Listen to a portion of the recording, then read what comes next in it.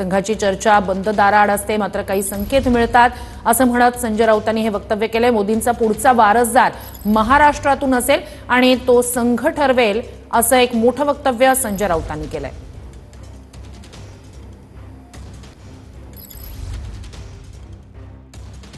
जनता पक्षाचे राष्ट्रीय अध्यक्षपदासाठी सुद्धा संघाची एक भूमिका आहे असं समोर आलेलं आणि त्यानुसार संघाला हवी असलेली व्यक्ती भाजपच्या अध्यक्षपदी यावी ही भूमिका संघाची मला स्पष्टपणे दिसते।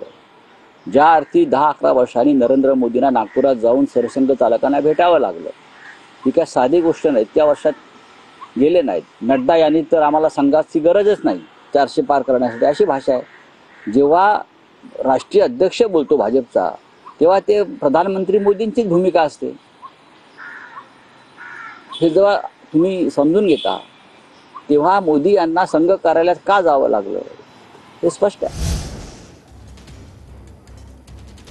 तर आपल्यासोबत जोडले गेलेले आहेत भाजपचे आमदार अतुल भातखळकर। अतुल भातखळकर जी, तुमच्यापर्यंत सुद्धा संजय राऊतांचं ते वक्तव्य आल्याचं आहे ज्याच्यात ते म्हणतायत मोदींचा पुढचा वारसदार महाराष्ट्रातून असेल आणि तो संघ ठरवेल। तुम्ही याकडे कसं पाहता? नाही, ज्या संजय राऊतांनी छत्रपती शिवाजी महाराजांच्या वंशजांकडे पुरावे मागितले त्या राऊतांनी भारतीय जनता पार्टीच्या विषयी उठाठेव करण्याचं काही कारण नाही। त्यांनी उद्धव ठाकरेंचे वारसदार पूर्णपणे अकार्यक्षम आहेत, विधानसभेत ते फिरकत पण नाहीत, याच्याकडे जरा लक्ष द्यावं। भारतीय जनता पार्टी ही सर्वसामान्य कार्यकर्त्यांची लोकशाहीवर चालणारी पार्टी आहे आणि संजय राऊतांच्या माहितीकरता सांगतो 2029ला सुद्धा माननीय नरेंद्र मोदीजीच या देशाचे पंतप्रधान निवडणुकीनंतर होतील हे राऊतांनी लक्षात ठेवावं आणि त्यामुळे भलत्या उठाठेवी करण्याचा प्रयत्न करू नये।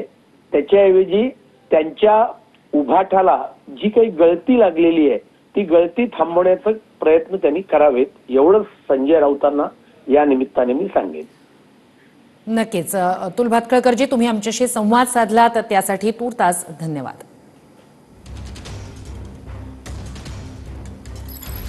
मोदींचा पुढचा वारसदार राज्यातून म्हणजेच महाराष्ट्रातून असेल आणि तो संघ ठरवेल असं वक्तव्य संजय राऊतांनी केलंय।